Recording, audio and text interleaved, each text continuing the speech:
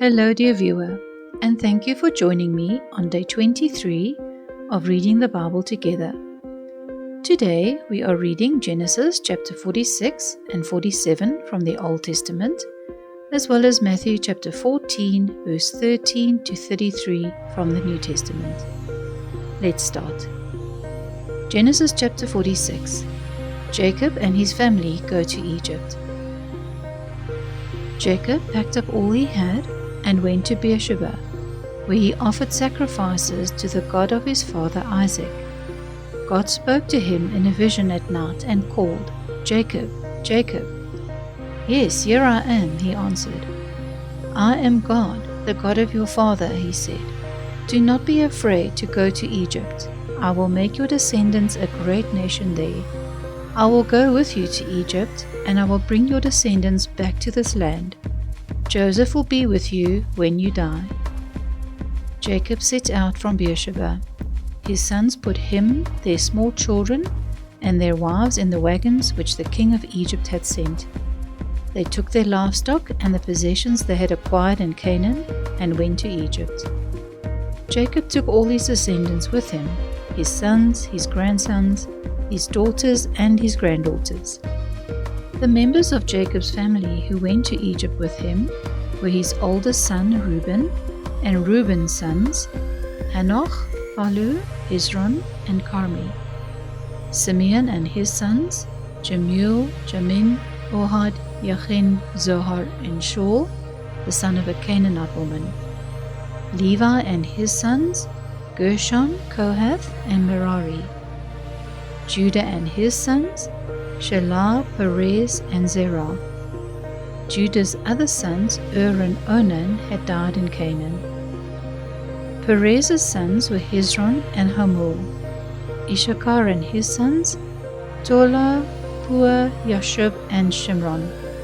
Zebulun and his sons, Sered, Elon, and Jalil. These are the sons that Leah had borne to Jacob in Mesopotamia, besides his daughter Dinah. In all, his descendants by Leah numbered 33.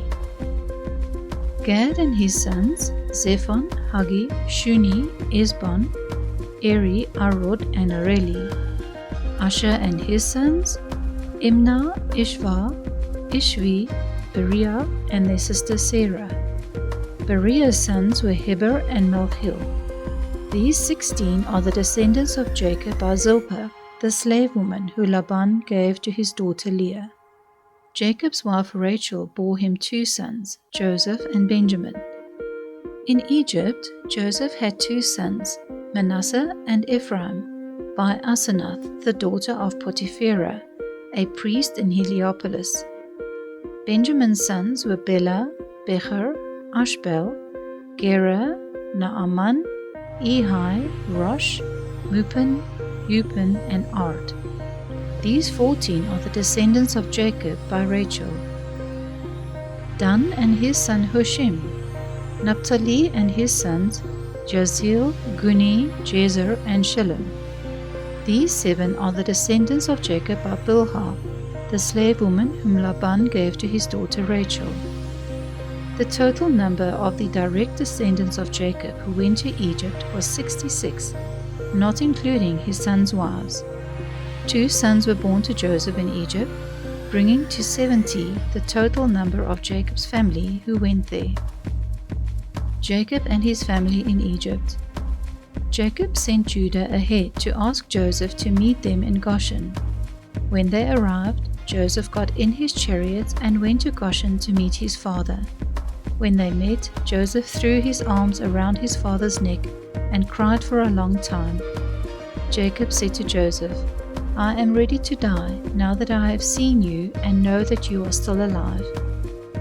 Then Joseph said to his brothers and the rest of his father's family, "I must go and tell the king that my brothers and all my father's family who were living in Canaan have come to me. I will tell him that you are shepherds and take care of livestock, and that you have brought your flocks and herds and everything else that belongs to you. When the king calls for you and asks what your occupation is, be sure to tell him that you have taken care of livestock all your lives, just as your ancestors did. In this way he will let you live in the region of Goshen. Joseph said this because Egyptians will have nothing to do with shepherds. Genesis chapter 47. So Joseph took 5 of his brothers and went to the king. He told him, "My father and my brothers have come from Canaan with their flocks, their herds, and all that they own. They are now in the region of Goshen." He then presented his brothers to the king. The king asked them, "What is your occupation?" "We are shepherds, sir, just as our ancestors were," they answered. "We have come to live in this country because in the land of Canaan the famine is so severe that there is no pasture for our flocks. Please give us permission to live in the region of Goshen." The king said to Joseph, "Now that your father and your brothers have arrived, the land of Egypt is theirs. Let them settle in the region of Goshen, the best part of the land. And if there are any capable men among them, put them in charge of my own livestock." Then Joseph brought his father Jacob and presented him to the king. Jacob gave the king his blessing, and the king asked him, "How old are you?"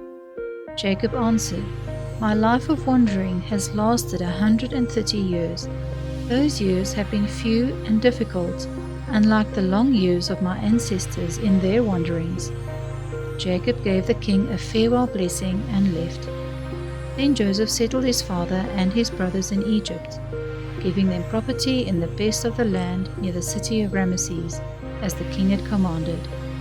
Joseph provided food for his father, his brothers, and all the rest of his father's family, including the very youngest. The famine. The famine was so severe that there was no food anywhere, and the people of Egypt and Canaan became weak with hunger.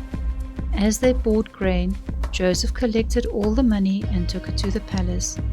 When all the money in Egypt and Canaan was spent, the Egyptians came to Joseph and said, "Give us food, don't let us die. Do something, our money is all gone." Joseph answered, "Bring your livestock. I will give you food in exchange for it if all your money is gone." So they brought their livestock to Joseph, and he gave them food in exchange for their horses, sheep, goats, cattle, and donkeys. That year he supplied them with food in exchange for all their livestock. The following year they came to him and said, "We will not hide the fact from you, sir, that our money is all gone and our livestock belongs to you. There is nothing left to give you except our bodies and our lands. Don't let us die. Do something. Don't let our fields be deserted.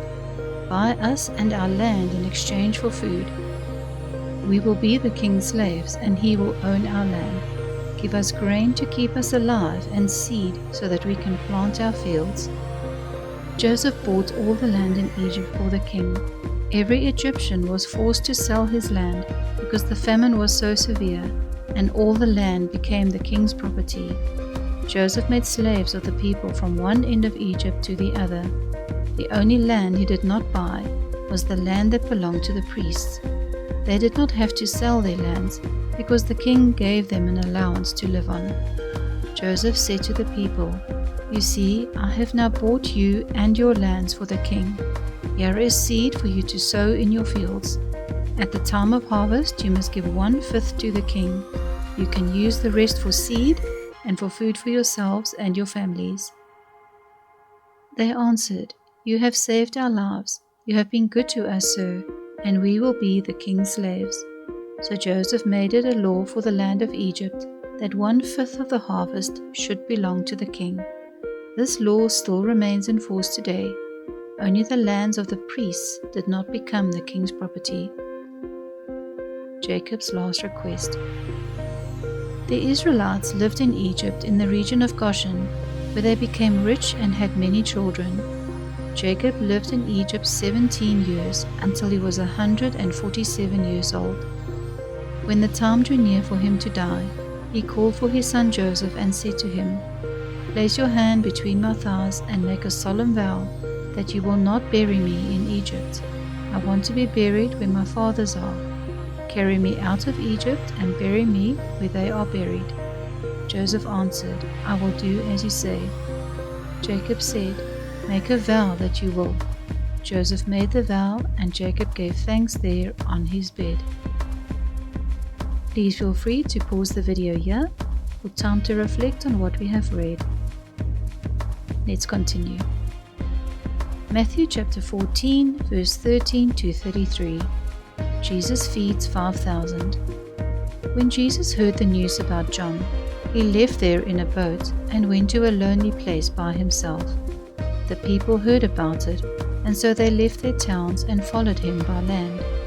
Jesus got out of the boat, and when he saw the large crowd, his heart was filled with pity for them, and he healed their sick. That evening his disciples came to him and said, "It is already very late, and this is a lonely place. Send the people away and let them go to their villages to buy food for themselves." "They don't have to leave," answered Jesus. "You yourselves give them something to eat." "All we have here are 5 loaves and 2 fish," they replied. "Then bring them here to me," Jesus said. He ordered the people to sit down on the grass. Then he took the 5 loaves and the 2 fish, looked up to heaven, and gave thanks to God. He broke the loaves and gave them to the disciples, and the disciples gave them to the people. Everyone ate and had enough. Then the disciples took up 12 baskets full of what was left over. The number of men who ate was about 5,000, not counting the women and children. Jesus walks on the water. Then Jesus made the disciples get into the boat and go on ahead to the other side of the lake, while he sent the people away. After sending the people away, he went up a hill by himself to pray. When evening came, Jesus was there alone, and by this time the boat was far out in the lake, tossed about by the waves, because the wind was blowing against it. Between 3 and 6 o'clock in the morning, Jesus came to the disciples, walking on the water. When they saw him walking on the water, they were terrified. "It's a ghost," they said, and screamed with fear. Jesus spoke to them at once. "Courage," he said. "It is I, don't be afraid." Then Peter spoke up. "Lord, if it is really you, order me to come out on the water to you." "Come," answered Jesus. So Peter got out of the boat and started walking on the water to Jesus. But when he noticed the strong wind, he was afraid and started to sink down in the water. "Save me, Lord," he cried. At once Jesus reached out and grabbed hold of him and said, "What little faith you have! Why did you doubt?" They both got into the boat, and the wind died down. Then the disciples in the boat worshipped Jesus. "Truly you are the Son of God," they exclaimed. Please feel free to pause the video here for time to reflect on what we have read. That's it for today, and I hope that you'll join me in the next video. Wishing you a graceful morning, day, or evening.